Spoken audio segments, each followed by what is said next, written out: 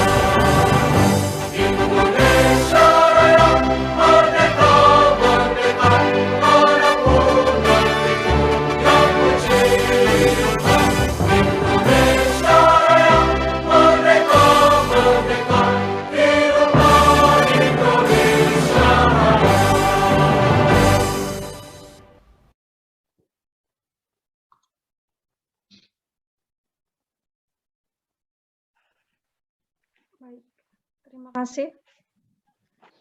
Bapak Ibu hadirin yang saya hormati, alhamdulillah webinar ini dihadiri oleh berbagai mahasiswa, guru, dosen dari berbagai daerah masing-masing yang tentunya memiliki tekad yang sama, yaitu menambah ilmu tentunya dalam bidang penelitian. Baik, mungkin peserta webinar Bapak Ibu sekalian sudah tidak sabar lagi untuk menyimak pembahasan kita tentang perspektif baru pendekatan penelitian pada era revolusi industri 4.0 yang dimana dalam hal ini akan disampaikan langsung oleh narasumber kita, yaitu Bapak Dr. Muhammad Iqbal MPD. Mungkin langsung saja kepadanya saya persilahkan. Langsung.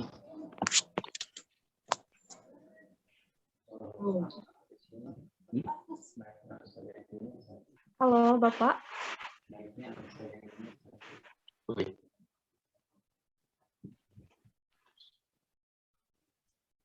Ya, terima kasih Mbak Sasmita.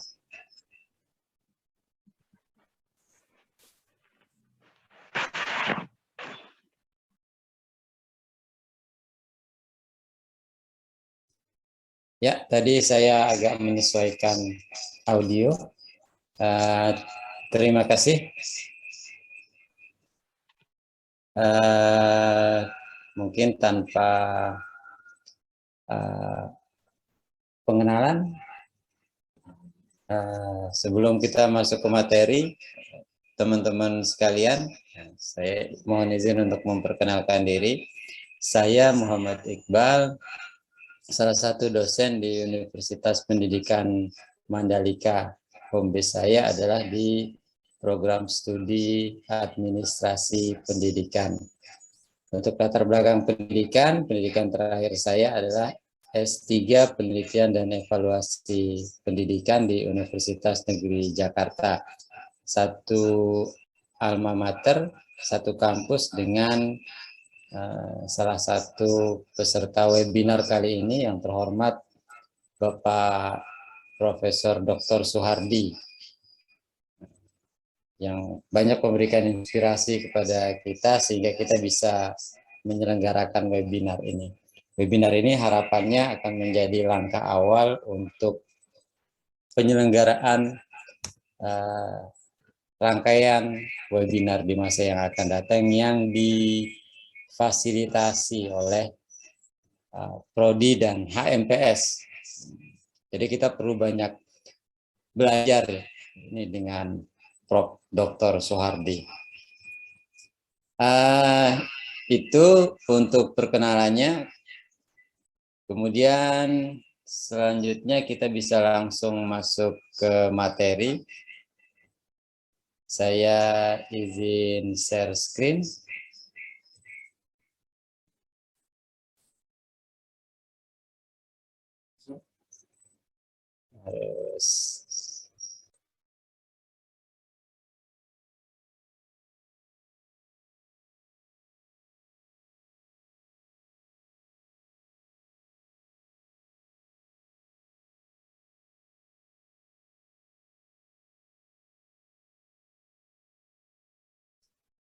Oke, ini materi kita pada pagi hari ini. Waktu yang disediakan adalah 1,5 jam, mungkin untuk presentasi nanti saya membutuhkan sekitar 45 sampai 60 menit, kemudian setelahnya diisi dengan diskusi. Kalau memperhatikan dari peserta webinar kali ini, kelihatannya lebih banyak dari kelompok mahasiswa. Memang pada awal tema ini diusulkan oleh Kaprodi. Bayangan saya bahwa pesertanya lebih banyak mahasiswa, dan betul sekarang yang banyak mengikuti webinar ini adalah mahasiswa, dan materinya pun memang disesuaikan untuk mahasiswa. Jadi nanti harapannya setelah mengikuti webinar ini teman-teman mahasiswa punya gambaran baru bahwa besok kalau mau melakukan penelitian minimal untuk skripsi itu bisa menggunakan pendekatan yang sekarang.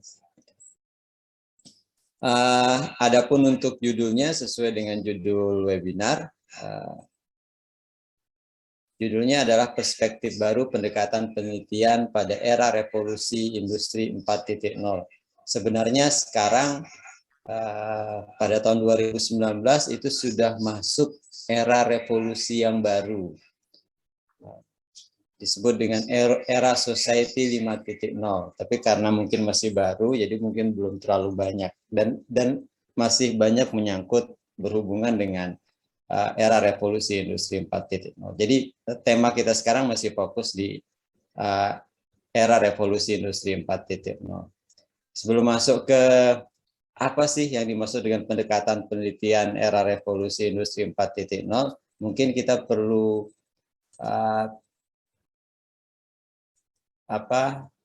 brainstorming dulu tentang bagaimana sih sebenarnya era revolusi industri 4.0 itu. Sebelum masuk ke situ, di perkuliahan sebelum memulai materi, saya mengatakan bahwa sekarang kita berhadapan pada suatu zaman, suatu era yang berbeda sekali dengan era 2 dekade sebelumnya. Tahun 80-an, tahun 90-an itu adalah era yang sangat jauh berbeda dengan zaman kita sekarang, era kita sekarang. Jadi di era 80-90-an itu dunia masih begitu terbatas, sudah ada yang namanya globalisasi, tapi itu masih begitu terbatas. Kemudian pada awal tahun 90-an ketika ada ditemukan yang namanya internet yang artinya dengan internet itu antara satu tempat dengan tempat yang lain mulai terhubung, itu sudah dimulai dengan globalisasi. Jadi tidak ada lagi batas antara satu negara dengan negara yang lain. Sesuatu yang terjadi di suatu negara secara tidak langsung juga bisa dilihat, bisa didengar, bisa diketahui oleh orang di belahan dunia yang lain. Sejak 1990 itu kemudian dengan adanya internet mulailah dirintis yang namanya era revolusi industri 4.0. Implikasinya, dampak dari era revolusi industri 4.0 itu salah satunya adalah ke dunia pendidikan.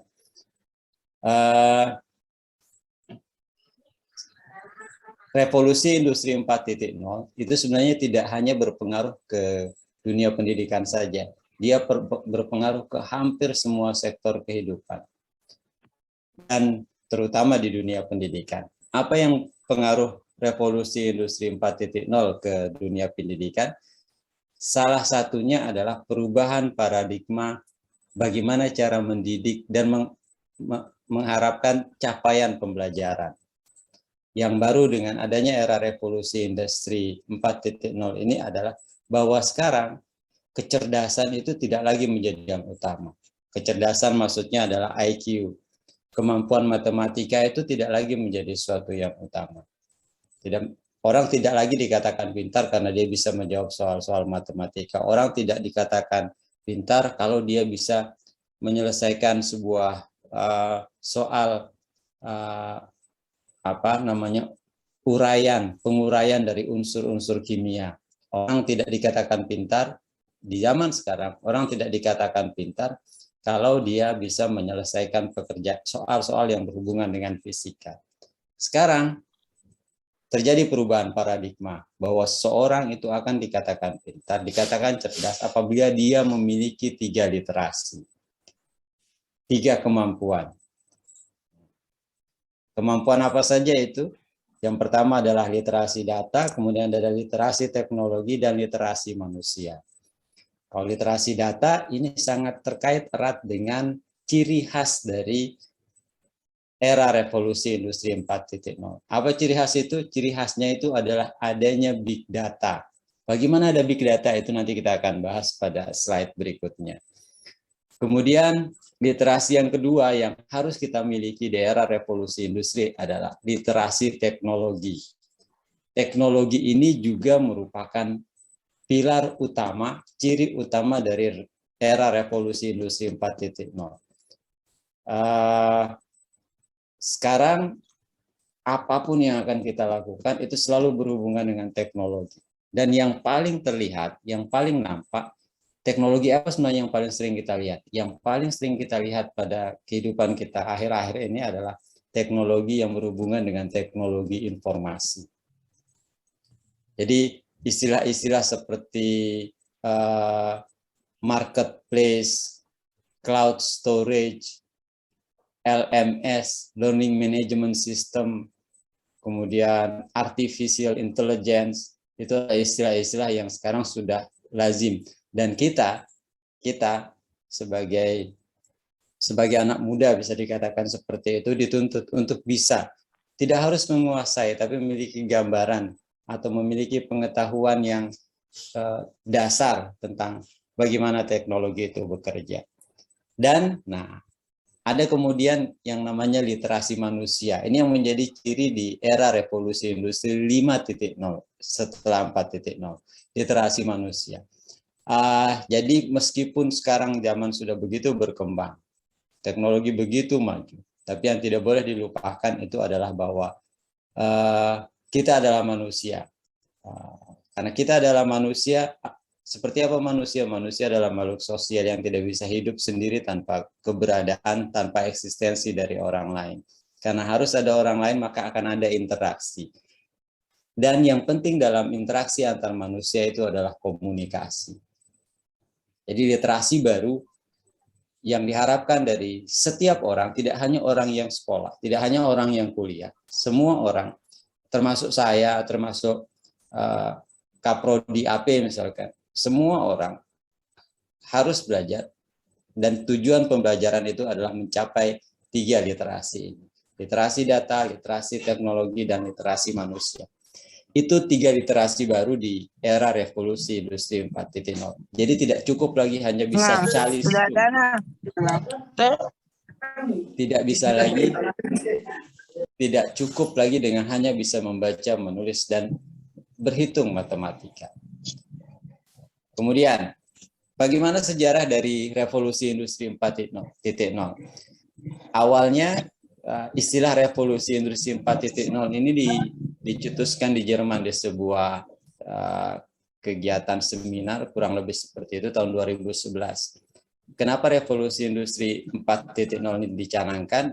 Tujuannya adalah bagaimana biar industri di Jerman itu bisa dikembangkan sedemikian rupa dengan memanfaatkan teknologi. Bagaimana caranya?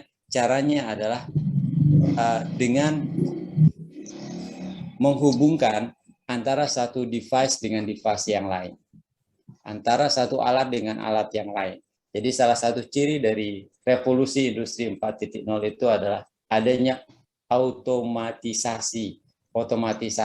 segala sesuatu menjadi serba otomatis. Bagaimana biar segala sesuatu itu bisa otomatis? Dia harus saling terhubung antara yang satu dengan yang lain. Tidak hanya terhubung, tapi antara satu sistem dengan sistem yang lain, antara satu device dengan device yang lain, itu harus bisa saling berbagi informasi. Dan ini sebenarnya konsep ini sudah dimulai sejak tahun 1990-an, sejak dikenalnya media sosial. Di awal tahun 90-an itu belum ada yang namanya Facebook. Ada yang namanya, yang baru ada itu adalah seperti Yahoo Messenger. Yahoo Messenger. Belum, mungkin kalau Pak Hari lebih akrab dengan Yahoo Messenger dibandingkan dengan Facebook seperti sekarang. Ya, itu adalah cikal bakal bagaimana kita terkonek antara satu device dengan device yang lain dan berbagi informasi. Kemudian, apa implikasi dari revolusi industri 4.0? Dampak dari keberadaan revolusi industri 4.0 ini adalah perubahan atau berubahnya cara kita hidup, bekerja dan berinteraksi.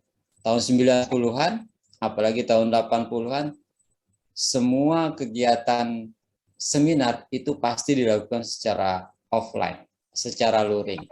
Orang-orang diundang datang ke satu tempat, mereka duduk, bisa saling lihat, bisa saling tatap, bisa saling sentuh. Itu tahun 80-90-an. Sekarang, apalagi dengan adanya pandemi, kita tidak tahu nih kita berada di mana, masing-masing kita berada di mana. Saya tidak tahu Sasmita ada di mana, saya tidak tahu Pak Agus Jayadi ada di mana, atau saya tidak tahu Zamroni Rahmat lagi ngapain. Itu implikasi, salah satu implikasi atau dampak dari revolusi industri 4.0. Cara hidup, kemudian cara bekerja. Cara bekerja dampaknya adalah sekarang itu segala sesuatu serba otomatis, segala sesuatu itu serba digital. Dan pengetahuan, pemahaman, kompetensi di bidang hal-hal yang berhubungan dengan teknologi informasi, tentang otomatisasi, digitalisasi itu menjadi sebuah keharusan di semua bidang. Teman-teman, mungkin teman-teman pernah nonton film atau channel TV. Channel TV seperti channel TV-nya misalkan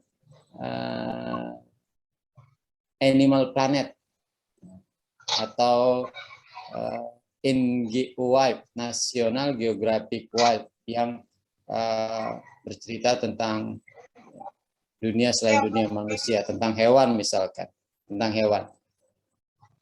Tokoh yang diangkat atau pembawa host dari suatu acara di channel itu misalkan itu adalah seorang yang pakar di sebuah bidang tentang ilmu kebinatangan.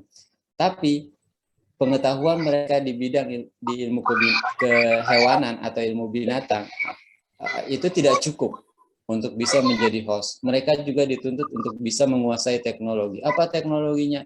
Misalkan mereka harus dituntut bisa merekam, kemudian bisa mengupload, bisa mengedit, dan lain sebagainya. Kalau tidak bisa, maka dia harus mencari orang lain. Tapi itu sudah menjadi sebuah keharusan. Satu bidang ilmu menjadi tidak cukup di era revolusi industri 4.0 ini. Itu implikasi dari revolusi 4.0 dalam kehidupan kita. Kemudian, apa yang menjadi ciri utama dari revolusi industri 4.0? Ada yang menjadi ciri utama dari revolusi industri 4.0 itu adalah adanya teknologi. Dan dari ada 9 kurang lebih teknologi yang ada yang mencirikan revolusi industri 4.0 yang menjadi pilar dari revolusi 4.0, tapi yang relevan untuk diangkat di sini karena nanti konteksnya dalam konteks penelitian pendidikan itu ada 5. Yang pertama adalah Internet of Things, kemudian ada yang namanya Big Data, kemudian ada yang namanya Artificial Intelligence, ada integrasi sistem dan cloud computing. Ada yang namanya cloud computing. Kita bisa memperoleh laporan kinerja keuangan dari setiap pemerintah daerah. Dan itu bisa kita bandingkan. Kalau kita di pendidikan, ya kita akan melihat, memotret itu dari sektor pendidikan. Itu dari pemerintah daerah. Contoh yang lain, website resmi pemerintah yang menyimpan begitu banyak data, itu adalah websitenya Kementerian Pendidikan Nasional atau Kementerian Pendidikan dan Kebudayaan. Kalau sekarang apa namanya jadi lebih panjang, Kemendikbudristek-Dikti. Nah, besok ganti pemerintahan mungkin bisa tambah panjang lagi. Website dari Kementerian Pendidikan dan Kebudayaan ini juga menyediakan begitu banyak data yang bisa kita analisis. Waktu sekitar setahun yang lalu di prodi kita di administrasi pendidikan di Undikma itu mencoba menawarkan ide baru tentang konsep penelitian. Jadi di prodi kami dulu pernah menawarkan kalau bisa penelitian bisa ada juga yang merupakan penelitian kebijakan. Nah, ini yang kelihatannya masih perlu dikembangkan. Penelitian kebijakan bisa kita lakukan menggunakan data sekunder. Data sekunder. Dari mana kita dapat data sekunder? Ya laman resmi dari kementerian misalkan, dan laman website resmi dari Kementerian Pendidikan Nasional itu menyimpan, menyediakan begitu banyak data yang bisa diakses. Contoh yang lain, di laman Kementerian Pendidikan Nasional, salah satu linknya itu adalah berhubungan dengan data hasil ujian nasional. Jadi ada salah satu link, ada salah satu direktorat di Kementerian Pendidikan Nasional itu yang namanya Direktorat Puspendik, bukan direktorat mungkin, dia lebih ke pusat. Puspendik, Pusat Penilaian Pendidikan. Pusat Penilaian Pendidikan. Pusat penilaian pendidikan ini menyediakan data hasil ujian nasional siswa di seluruh Indonesia, dari seluruh Indonesia. Jadi kalau kita mau meneliti tentang satu mata pelajaran, misalnya bagaimana sih kompetensi siswa di sebuah mata pelajaran, kita tidak usah datang ke sekolah. Kita bisa gunakan data sekunder yang disediakan oleh laman resmi Kementerian Pendidikan Nasional. Bayar enggak kita kalau mau untuk akses? Tidak bayar, semuanya gratis. Tinggal kita bersabar untuk mencari, bersabar untuk duduk, untuk memperoleh data yang kita inginkan. Itu yang dari website, contoh dari sumber data sekunder.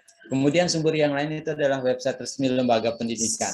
Nah, kalau untuk perguruan tinggi misalkan, ada perguruan tinggi yang cukup mapan, cukup mandiri atau cukup maju, itu juga menyediakan data tentang bagaimana pelaksanaan perguruan tinggi di tempat mereka. Dan ini bisa menjadi sumber data sekunder. Dan yang juga menarik teman-teman, untuk contoh sumber data sekunder yang bisa dijadikan sumber data di sebuah penelitian itu adalah BPS. BPS ini adalah gudangnya data. Jadi teman-teman sebenarnya kalau mau melakukan penelitian nggak usah jauh-jauh, cukup duduk depan laptop, buka laman Badan Pusat Statistik. Itu yang BPS. Sumber yang lain yang bisa dijadikan sumber data sekunder itu adalah jurnal. Teman-teman,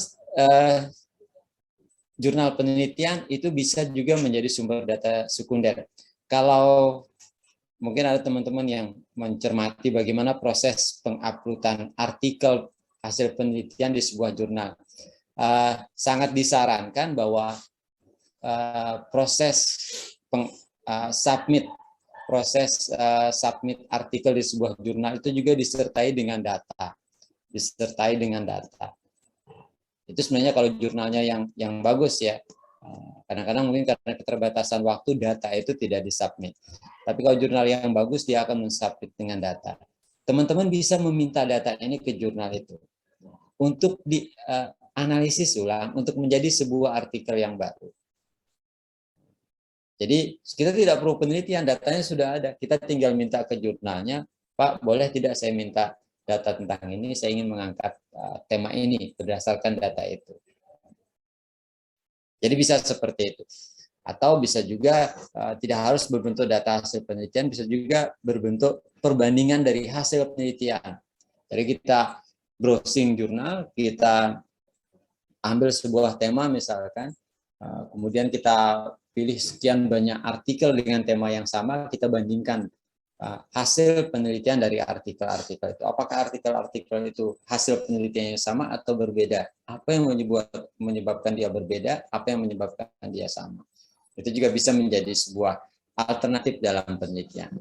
Dan yang terakhir yang bisa menjadi sumber data sekunder itu adalah media berita online. Termasuk di media berita online ini adalah media sosial.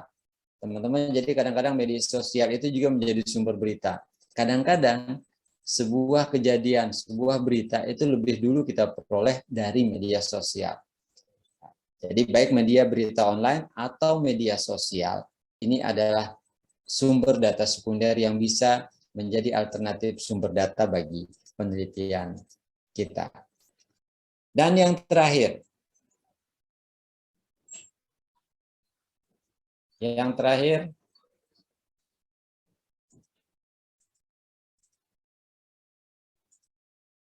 yang terakhir. Slide ini mungkin kita akan diskusi. Yang terakhir itu adalah kemudian bagaimana konteks penelitian di era revolusi industri 4.0. Konteksnya adalah bahwa dalam era revolusi industri 4.0 ini kita harus lepas dari kungkungan pendekatan penelitian yang kuanti dan kuali.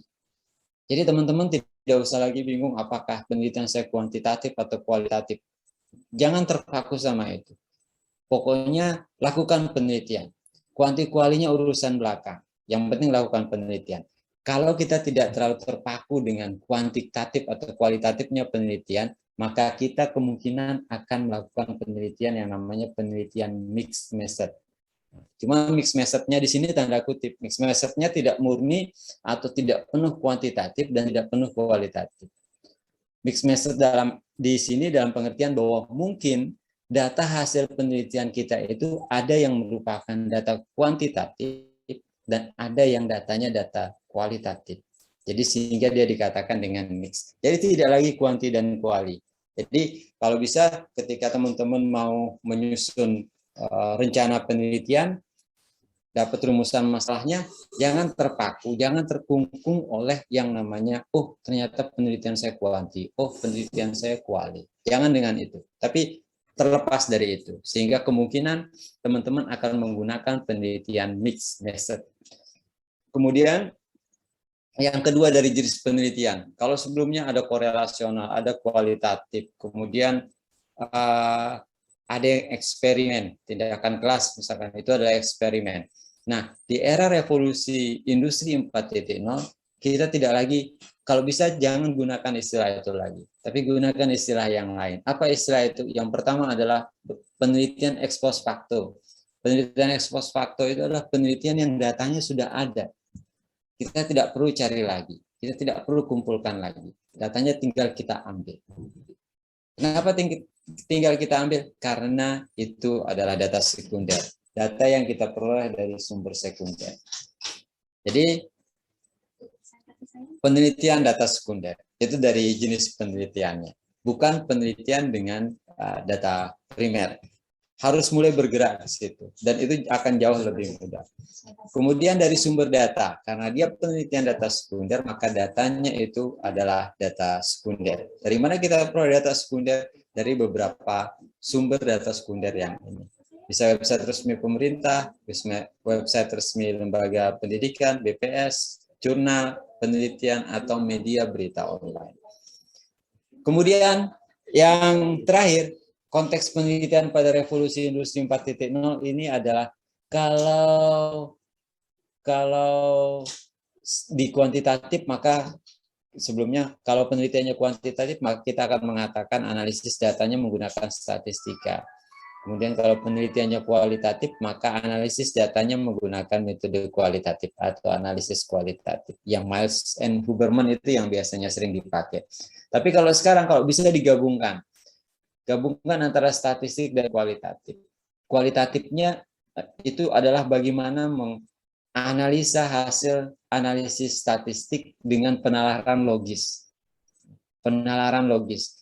Jadi tidak hanya menceritakan hasil analisis statistik, tapi kita menalar dengan logis, kita bandingkan dengan teori, kita masukkan pendapat pribadi kita, kemudian kita kalau bisa kemudian kita berikan pola atau tren. Pola atau tren.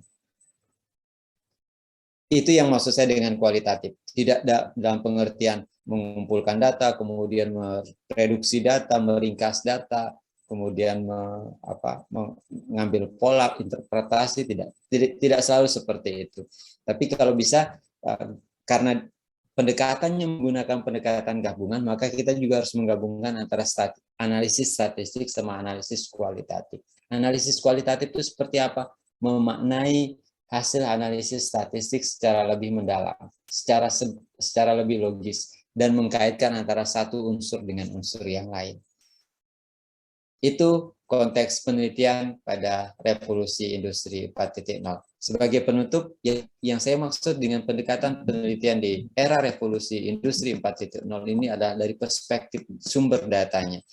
Jadi sekarang kita tidak lagi harus melakukan atau jangan terpaku lagi dengan penelitian yang menggunakan data primer. Sekarang saatnya kita memanfaatkan kemudahan yang disediakan oleh teknologi informasi yang ada saat ini, yaitu big data, dan kita jadikan big data itu sebagai sumber data untuk melakukan penelitian. Harapannya mungkin ini bisa kita mulai di mahasiswa angkatan berikutnya. Jadi kalau bisa penelitian tidak lagi menggunakan data primer, tapi menggunakan data sekunder. Oke, itu kurang lebih penyajian materinya. Hampir 1 jam. Mungkin kita lanjutkan dengan diskusi atau tanya jawab.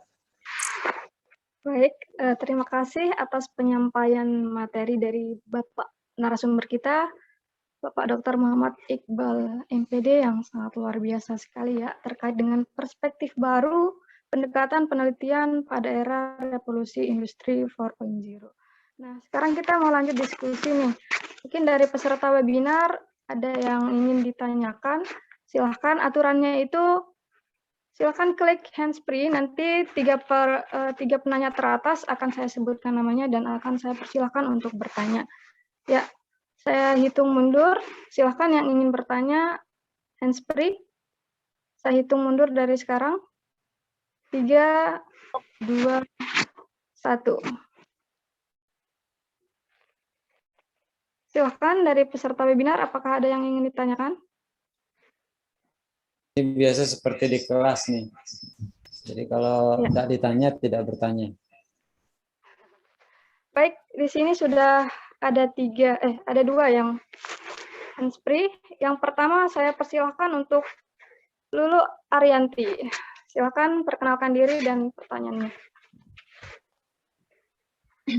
Baiklah, Assalamualaikum warahmatullahi wabarakatuh. Perkenalkan, Waalaikumsalam warahmatullahi wabarakatuh. Mahasiswa semester 8 Administrasi Pendidikan. Nah, di sini yang saya ingin tanyakan, Pak, kan tadi ada pembahasan tentang sumber data. Nah, sumber data sekunder. Nah, di sana kan ada tentang situs-situs yang bisa kita untuk penelitian tersebut, ada yang dari pemerintah dan sebagainya. Kan tapi di sini terlalu banyak situs gitu, Pak. Apakah mungkin ada situs-situs yang memang ada rekomendasi untuk sebagai skripsi agar lebih menunjang skripsi tersebut? Karena kalau kita secara random itu situsnya kadang tidak ada yang sudah copy paste terlalu banyak. Apakah bisa mungkin rekomendasi situs dari orang pertama, kan yang mungkin yang kita tahu itu seperti Google Scholar dan sebagainya, tapi mungkin apakah ada yang lain mungkin yang terbaru yang bisa diakses oleh mahasiswa yang sedang melakukan penelitian skripsi. Begitu Pak, terima kasih. Assalamualaikum warahmatullahi wabarakatuh. Waalaikumsalam warahmatullahi wabarakatuh. Langsung dijawab, Pak.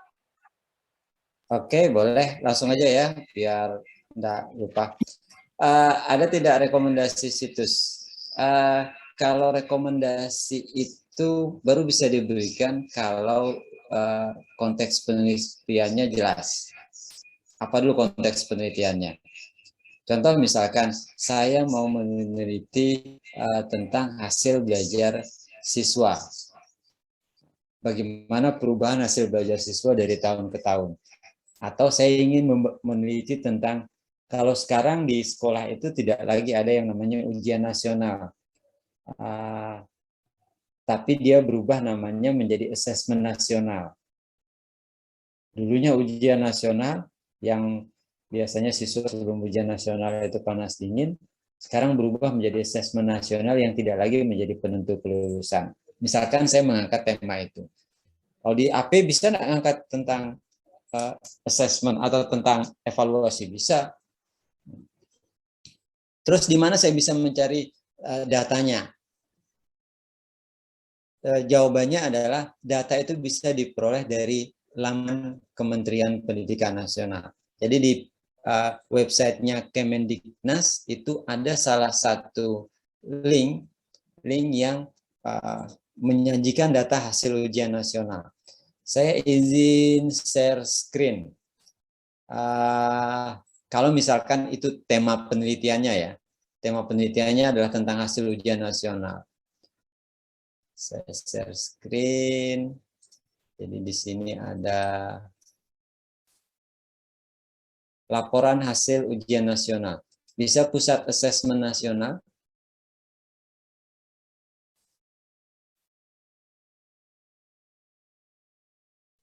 Laporan hasil ujian nasional. Ini Puspendik, Pusat Penilaian Pendidikan. Teman-teman, kalau mau meneliti tentang evaluasi hasil belajar, tentang tes, tentang ujian nasional, nggak usah jauh-jauh. Ini sudah sangat recommended. Dan di sini data dari seluruh daerah di Indonesia sudah tersedia. Data untuk semua mata pelajaran juga ada. Dari tahun 2015 sampai 2019. Semuanya ada. Ini contohnya. Contohnya ya. Contoh kalau kita mau meneliti tentang ujian nasional. Terus bagaimana kalau saya mau meneliti tentang kalau kita di AP itu biasanya berhubungan dengan pendidik humas, dan tenaga. Nggak hanya tentang humas. Jadi AP itu tidak hanya ngurusin orang tenaga kependidikan ya. AP itu juga mengurus semua hal yang berhubungan dengan pendidikan. Kalau dari sumber daya, ada yang namanya sumber daya manusia. Sumber daya manusia itu tidak hanya tenaga TU, guru juga tenaga TU. Jadi kalau misalkan mau meneliti, jangan hanya ke tenaga kependidikannya saja, tapi juga ke pendidik. Terus misalkan ada yang mau meneliti tentang bagaimana sih kebijakan tentang pendidik dan tenaga kependidikan di kita, bagaimana sih datanya, bagaimana sih sebarannya, itu bisa menggunakan data sekunder. Dari mana kita peroleh? Di Kemendiknas itu ada namanya Dirjen GTK. Saya mungkin bisa keliru, coba kita browsing, kita cari. Dan itulah hebatnya dengan Internet of Things, teman-teman. Dengan Internet of Things itu, kalau pertanyaan apa itu, dari mana saya bisa cari, itu bisa ditanya ke Google. Jangan tanya ke saya karena pengetahuan saya terbatas. Tapi kalau teman-teman tanya ke Google, itu akan diberikan jawaban, alternatif jawaban begitu banyak. Dan teman-teman tinggal memilih dari sekian banyak jawaban. Kembali ke tadi, misalkan ada yang mau meneliti tentang pendidik dan tenaga kependidikan. Di Kemendikbud itu ada dirjen yang namanya Dirjen GTK. Kemendikbud. Tinggal browsing saja. Dirjen GTK. Di sini sudah ketemu dia, Dirjen GTK. Dirjen GTK ini sekarang yang bertugas memfasilitasi program sekolah penggerak, Dirjen GTK. Kita tunggu sebentar. Dan di setiap website resmi pemerintah itu ada yang namanya PPID. ada yang namanya PPID. Nah, jadi kita tinggal cari saja di sini PPID-nya. Kalau tidak ada, kita bisa mencari yang berhubungan dengan data. Misalkan kita mau meneliti tentang guru dikdas. Tinggal kita klik di Direktorat Guru Dikdasnya. Kalau ini biasanya berhubungan dengan antivirus.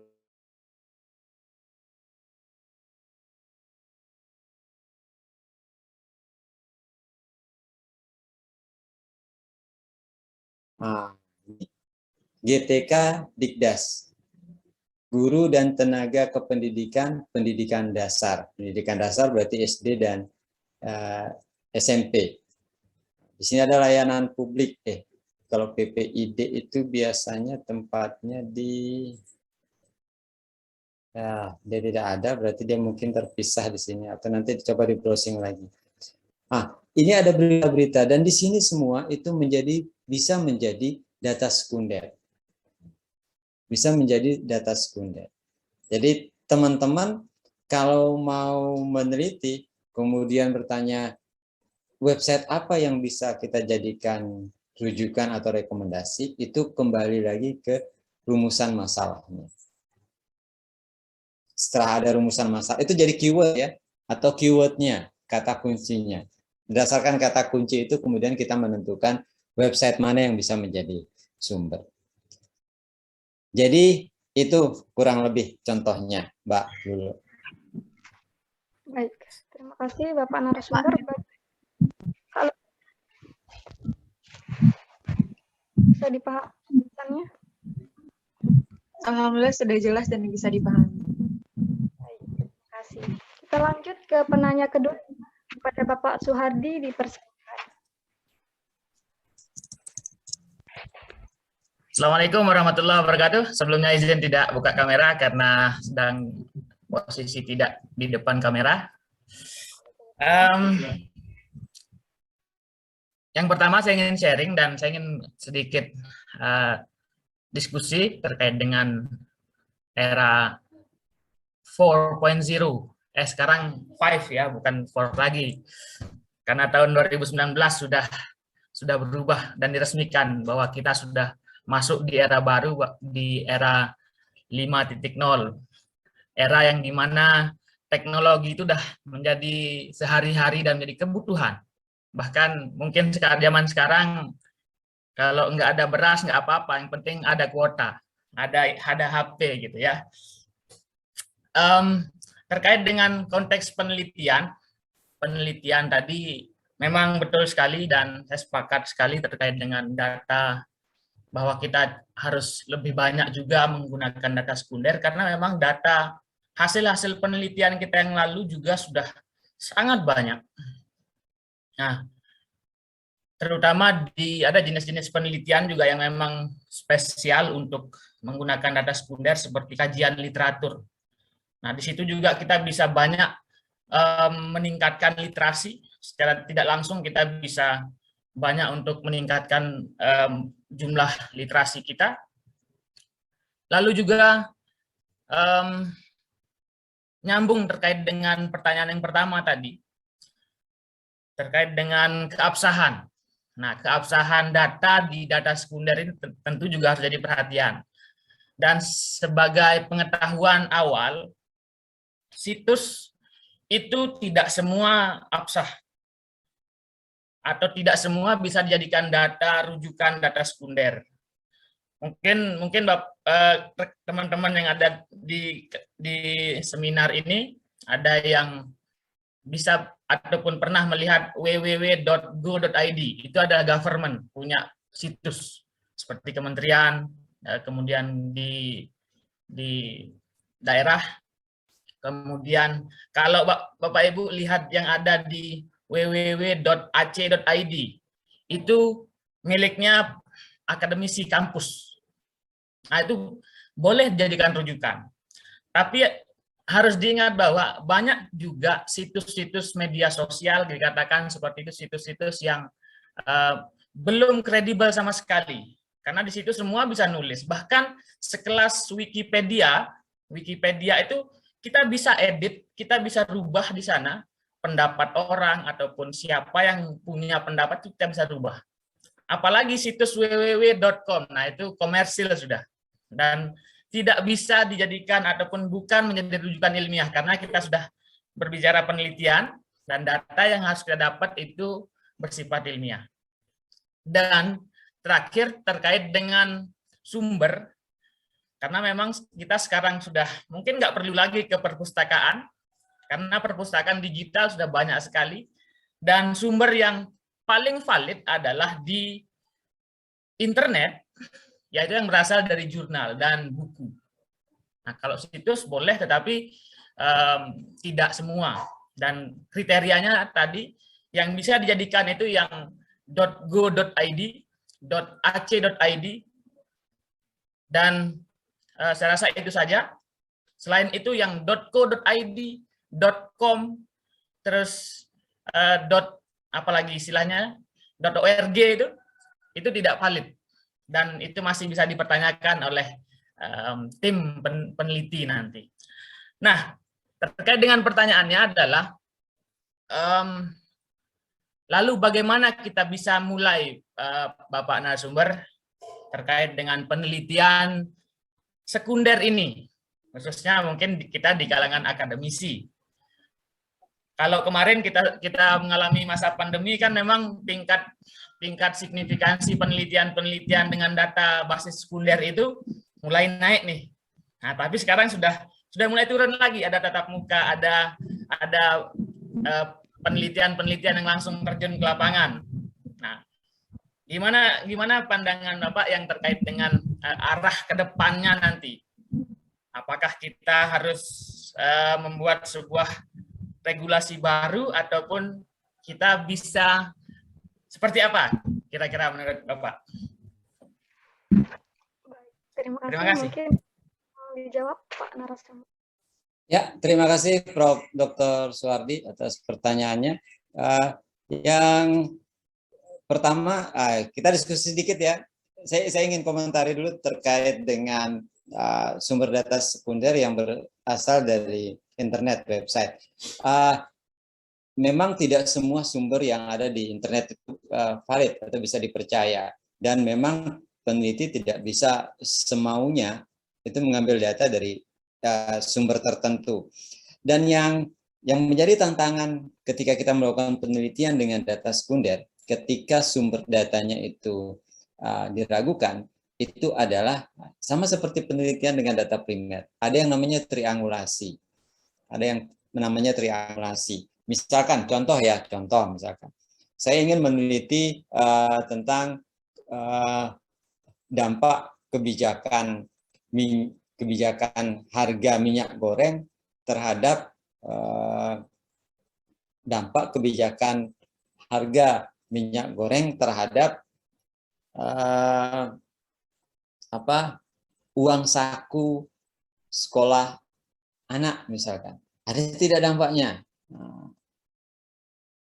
Uang saku anak dampak sepertilah kurang lebih. Ini bisa menggunakan data sekunder. Bagaimana caranya memperoleh data sekunder? Yang kebijakannya saya cari di situsnya atau websitenya Kementerian Perdagangan atau kementerian yang terkait, dan itu harus kita link and match. Kita harus cross and check. Tidak bisa kita ambil dari satu website saja. Kita harus konfirmasi lagi dengan website yang lain. Kemudian uang belanja anak. Dari mana saya bisa memperoleh data uang belanja anak? Mungkin kita bisa ngecek BPS. Karena BPS itu biasanya memberikan laporan bulanan. Bagaimana sih konsumsi masyarakat setiap bulan. Dari konsumsi itu mungkin kita bisa mengetahui. Misalkan di data BPS itu mungkin ada yang memuat data tentang angka penjualan kaki lima di area sekolah misalkan. Mungkin ada seperti itu. Kita harus cari. Kita perlu cari untuk menentukan ada atau tidaknya. Mungkin ada yang seperti itu dan itu bisa menjadi data pembanding. Tapi intinya bahwa pertama kali ketika kita ingin melakukan penelitian dengan data sekunder, memang harus dimunculkan pertanyaan, apakah data yang saya peroleh itu nanti akan valid atau tidak? Apakah data yang saya peroleh itu akan valid atau tidak? Dan nanti pertanyaan itu akan dijawab dengan kita melakukan triangulasi. Hatta bahkan data yang kita peroleh dari website resmi pun itu juga tetap harus kita cek. Karena yang namanya peneliti itu dalam bahasa Inggrisnya adalah research, mencari yang berulang kali. Meskipun sumber mungkin berasal dari website resmi pemerintah, kita harus mengedepankan sikap kritis kita. Itu yang tentang sumber data. Kemudian yang kedua, bagaimana kita memulai penelitian dengan data sekunder? Sebenarnya untuk memulainya kalau kita di kampus ya Pak Dr. Soehardi, kalau kita di kampus mungkin kita perlu duduk bersama untuk menyusun pedomannya dulu. Nah, biasanya di kampus ini kan secara birokrasi kan agak tidak bisa seenak EDW, kalau bahasa Jawanya. Ora iso sak karepe dhewe, kudu unggah-ungguh kalau bahasa Inggrisnya itu. Harus nyuwun sewu kalau bahasa Arabnya. Nah, tapi mungkin secara internal kita di prodi, termasuk di perguruan tinggi yang lain, mungkin bisa diskusi internal dulu di internal prodi untuk menyusun pedoman itu. Bagaimana sih penelitian? Biar tidak melulu, tidak selalu penelitian itu menggunakan data primer atau menggunakan pendekatan kuantitatif. Sekarang sudah era revolusi society. Ya, bukan industri lagi ya, era revolusi society 5.0, tapi kita masih selalu menggunakan penelitian dengan data primer. Sekarang sudah ada yang namanya big data, tapi kita selalu meneliti dengan yang namanya small data. Itu namanya kalau kita selalu meneliti dengan data yang kecil, kita namanya zolim. Kenapa zolim? Di depan kita ada big data, data yang begitu besar, tapi kita ngelirik saja tidak. Kita ingin menelitinya saja tidak. Itu namanya kita zalim. Kita tidak memanfaatkan, tidak mensyukuri nikmat Allah dalam bentuk big data itu dengan baik. Itu caranya kita perlu duduk bersama untuk menyusun pedoman itu. Kenapa? Karena pedoman itulah yang jadi rambu-rambu ketika penelitian itu dilakukan. Dan pedoman itu tidak bisa disusun oleh satu orang. Kenapa? Karena kebenaran itu dia tidak ada yang absolut. Yang absolut itu hanya Tuhan. Kebenaran itu dia relatif. Sesuatu yang benar mungkin menurut saya, mungkin orang lain menganggap itu kurang. Disitulah kemudian ada interaksi, ada indikasi, ada diskusi untuk menghasilkan format pedoman yang terbaik.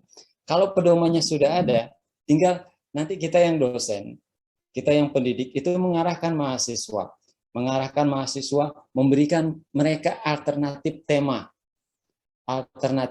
yang bisa diangkat dalam sebuah penelitian data sekunder. Jadi kalau bisa intervensi dosen itu dimulai dari pada proses perkuliahan. Kira-kira misalkan contoh saya mengajar mata kuliah supervisi pendidikan misalkan, supervisi pendidikan. Dalam proses kuliah, kita sudah memberikan gambaran kepada mahasiswa, kalau mau meneliti tentang supervisi pendidikan, menggunakan data sekunder, itu bisa. Temanya apa? Kita berikan mereka tema. Dan mungkin output dari perkuliahan itu bisa nanti dalam bentuk laporan kajian pustaka tentang supervisi pendidikan. Itu sudah jadi bab 2 buat mereka. Itu contohnya. Apakah bisa?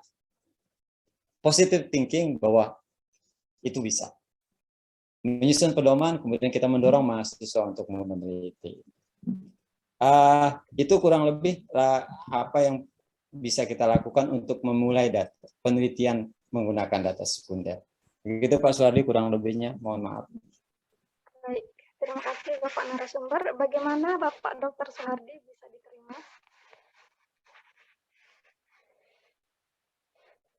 Oke. Ya, tadi juga ada sedikit sharing session dari Pak Soehardi ya, yang sangat bermanfaat juga buat kita dengar.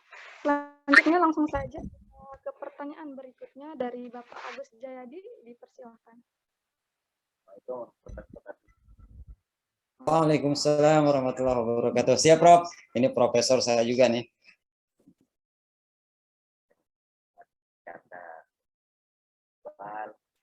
Suaranya masih kecil banget ini Pak Agus. Apa butuh sarapan pagi? Saya nggak tahu ini. Udah, mana? Lumayan. Ada. Nah, jadi ini terima kasih, informasinya sangat bagus sekali, sangat menarik. Kita semua saya tidak akan bertanya, ini cuma kasih bagaimana kita bisa seperti saran. Kita mulai dari prodi ini. Jadi kalau saya melihat ada di kita di kami menggunakan dan data primer. Nah, jadi untuk menyeimbangi perlu mungkin di paling tidak juga bisa menggunakan meta analisis. Meta analisis ini juga bagus digunakan. Kira juga tidak banyak yang menggunakan meta analisis, termasuk untuk mengumpulkan data primer. Nah, jadi saya kira ini bagus sekali kita bisa diskusikan bersama dan kita mengawali dari paling tidak dari prodi. So, kalau kita tidak akan mencoba, kapan lagi kita akan mengikuti? Kan tidak bisa. Nah, selalu kita, kalau kita lihat skripsi adik-adik itu, mungkin saya tidak, kalau saya keliru maaf ya. Jadi 50% itu semuanya sama. Hanya saja judul yang berbeda. Terus tanpa beberapa, itu rata-rata kita bisa kategorikan sama. Nah, jadi kalau kita menggunakan sistem ini, saya kira itu bagus. Nah, saya percaya kalau nanti bisa mulai dan kalau pendidikan bisa dan ini akan membuat paling tidak nanti kita bisa buat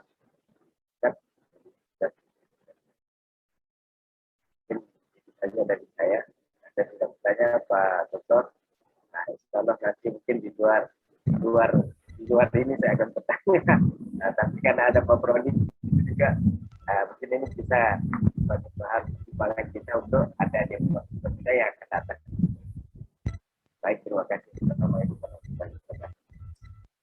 Waalaikumsalam. Waalaikumsalam warahmatullahi wabarakatuh. Terima kasih Pak Dokter.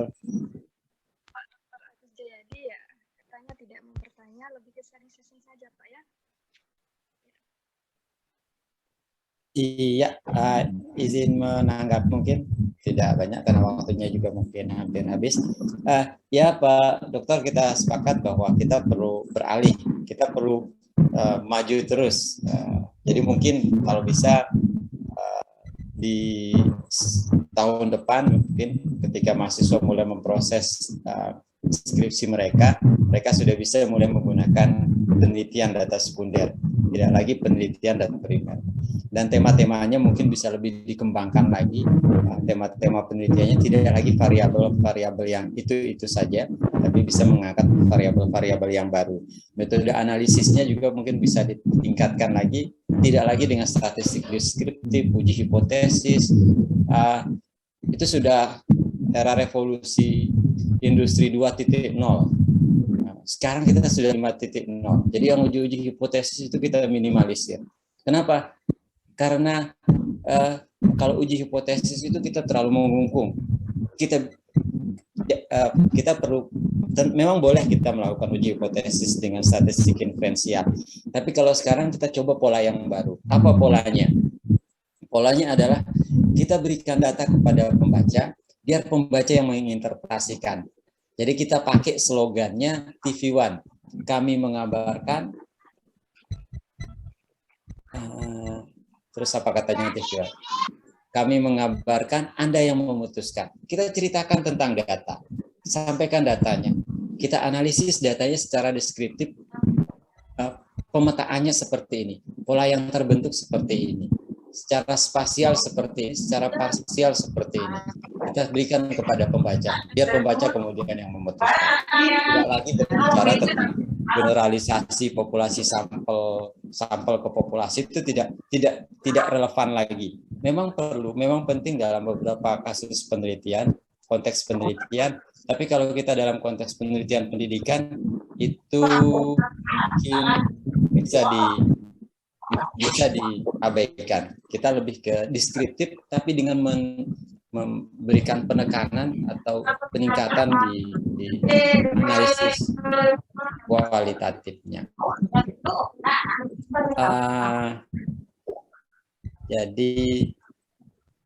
Jadi itu yang perlu kita rubah. Dan semoga kalau bisa tahun depan mungkin kita bisa memulai penelitian menggunakan data sekunder, karena temanya lebih menarik dan itu juga menarik bagi dosen, tidak hanya menarik bagi mahasiswa. Buat kita yang dosen itu menjadi sesuatu yang menarik. Kenapa? Biar kami tidak disuguhi dengan variabel-variabel yang itu saja, dengan metode analisis yang itu saja. Kenapa menarik buat dosen? Karena kami juga perlu belajar. Mahasiswa perlu belajar sesuai dengan konteks kekinian, biar kekinian gitu loh, tidak keduluan. Sekarang sudah zaman now, jangan lagi menggunakan konteks penelitian yang zaman dulu, zaman bahula. Jadi itu kurang lebihnya, Pak Dr. Agus, terima kasih untuk sarannya. Mungkin kita perlu duduk bersama, lebih sering duduk bersama untuk meningkatkan, mengembangkan konteks penelitian di fakultas kita. Tentu dengan pendampingan juga dari Pak Kaprodi, Pak Dr. Suhardi, dan dosen-dosennya yang lain. Terima kasih. Baik, terima kasih Bapak narasumber atas tanggapannya, dan kepada Bapak Dr. Agus Jayadi, terima kasih atas sharingnya. Dan untuk yang bertanya kita cukupkan untuk 3 orang penanya saja karena kita menyesuaikan dengan waktu. Terima kasih sekali lagi saya ucapkan kepada Bapak narasumber atas ilmu yang disampaikan. Terima kasih juga kepada para peserta webinar yang ikut antusias dan bertanya. Juga sharing session ada tadi sedikit, alhamdulillah sangat bermanfaat sekali. Kemudian saya akan membacakan kesimpulan tentang webinar kita pada pagi hari ini, yaitu tentang perspektif baru pendekatan penelitian pada era revolusi industri 4.0, di mana di sini lebih menekankan pada perspektif sumber datanya, yaitu yang dulunya menggunakan data primer, sekarang kita ubah menjadi data sekunder gitu. Kita memanfaatkan big data yang sudah ada di depan kita.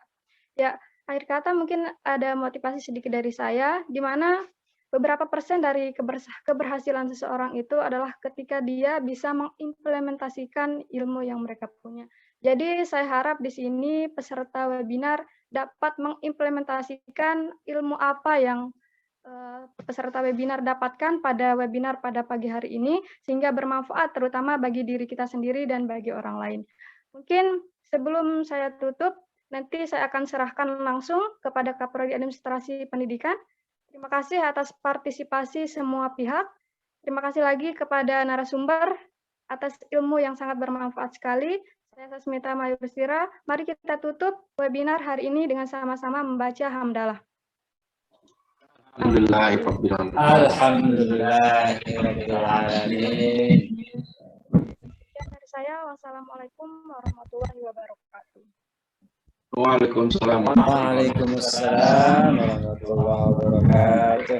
Ya, saya ambil lagi Pak Ibu tentang webinar. Jadi sebelum kita akhiri, silakan mengaktifkan video kita untuk bersama. Silakan Bapak Ibu untuk mengaktifkan videonya.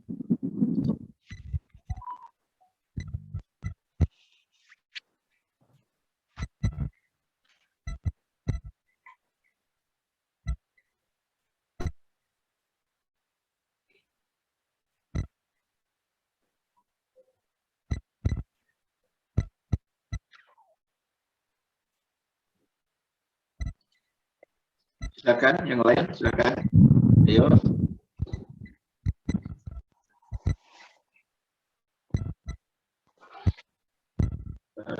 Kita bersabar sejenak sambil semua mengaktifkan. Ya, si Hanita, silakan Hanita Buana.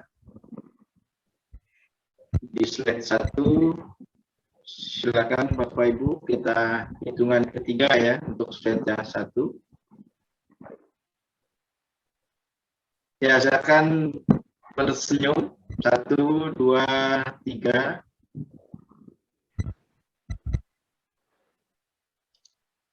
Tinggi sekali.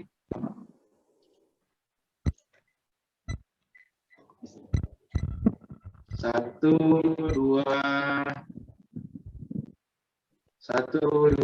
3. Iya, terima kasih.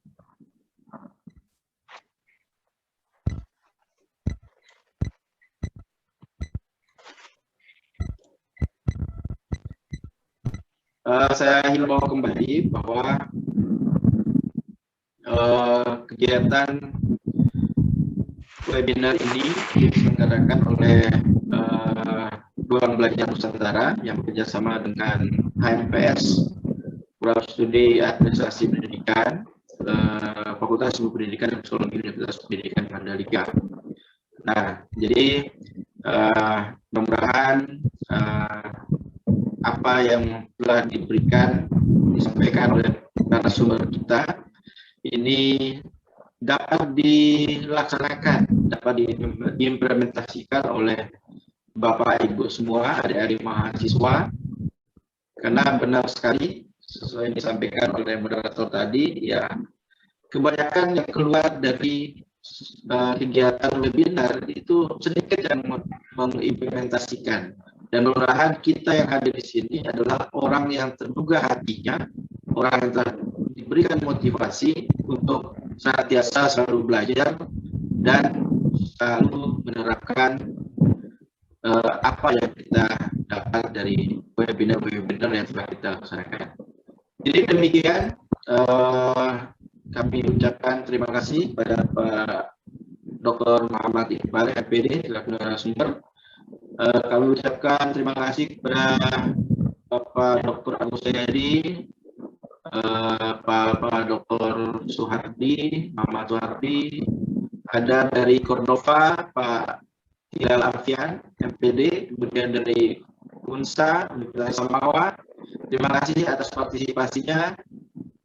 Ibu guru dari SMK Madas, terima kasih dari Sumbawa Besar sudah berpartisipasi dalam kegiatan webinar ini. Sampai ketemu pada kegiatan webinar dan pelatihan-pelatihan pendidikan selanjutnya. Demikian, wabillahi taufiq wal hidayah. Assalamualaikum warahmatullahi wabarakatuh.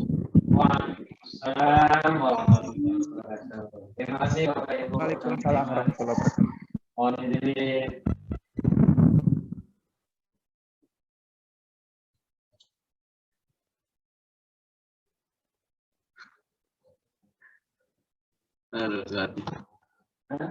Belum mandi. Suhardi.